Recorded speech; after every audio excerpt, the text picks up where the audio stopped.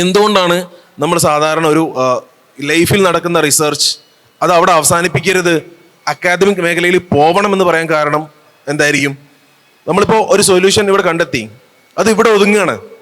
Academic മേഖലയിൽ നമ്മുടെ finding publish ചെയ്തില്ലെങ്കിൽ നമ്മുടെ ആ സൊല്യൂഷൻ ഇവിടെ ഒതുങ്ങുന്നു.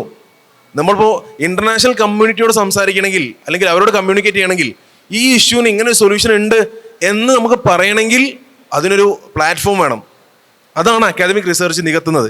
യഥാർത്ഥത്തിൽ നമ്മളിപ്പോൾ ഒരു റിസർച്ച്, ഇപ്പം ഫെലോഷിപ്പ് കാര്യങ്ങളൊക്കെ പറഞ്ഞു, നമ്മളൊരു ഇൻസ്റ്റിറ്റ്യൂഷനിൽ അക്കാദമിക് റിസർച്ച് നടക്കുന്ന സമയത്ത് ഇൻ്റർനാഷണലി വെൽ നോൺ ആയിട്ടുള്ള ഒരു ഇഷ്യൂ നമ്മളത് പിക്കപ്പ് ചെയ്യുന്നു, ആ ഇഷ്യൂ നമ്മൾ അഡ്രസ്സ് ചെയ്യുന്നു. അതിൻ്റെ സൊല്യൂഷൻ എന്തൊക്കെയാണ് നമുക്ക് ചെയ്യാൻ പറ്റുന്നത് കൃത്യമായിട്ട് എന്ത് ചെയ്യുന്നു, സ്റ്റെപ്പ് ബൈ സ്റ്റെപ്പ് നമ്മൾ എക്സ്പെരിമെൻറ്റ് ചെയ്ത് അതൊരു പുതിയൊരു പ്രോഡക്റ്റോ അല്ലെങ്കിൽ ഒരു പുതിയ മെത്തഡോളജിയോ അല്ലെങ്കിൽ ഒരു പുതിയ പ്രോഡക്റ്റ് ആയിരിക്കാം, അല്ലെങ്കിൽ ഉള്ള പ്രോഡക്റ്റിൽ ചെറിയ മാറ്റങ്ങളായിരിക്കാം. ഇപ്പോൾ ടയറിൻ്റെ വീലിൻ്റെ കണ്ടുപിടുത്തതിന് മുമ്പ് സ്ക്വയറിലുള്ള ടയറുകളായിരുന്നു, പിന്നെ വീല് വന്നു. ആദ്യം പിന്നെ മനുഷ്യൻ തള്ളുന്ന രീതി അല്ലെങ്കിൽ മൃഗങ്ങൾ തള്ളുന്ന രീതിയിലായിരുന്നു വെഹിക്കിൾസ് ഉണ്ടായിരുന്നത്. പിന്നെ മെഷീൻസ് ഇൻവെൻറ്റ് ചെയ്തു, അതങ്ങനെ മോഡിഫൈ ചെയ്തുകൊണ്ടിരിക്കുകയാണ്.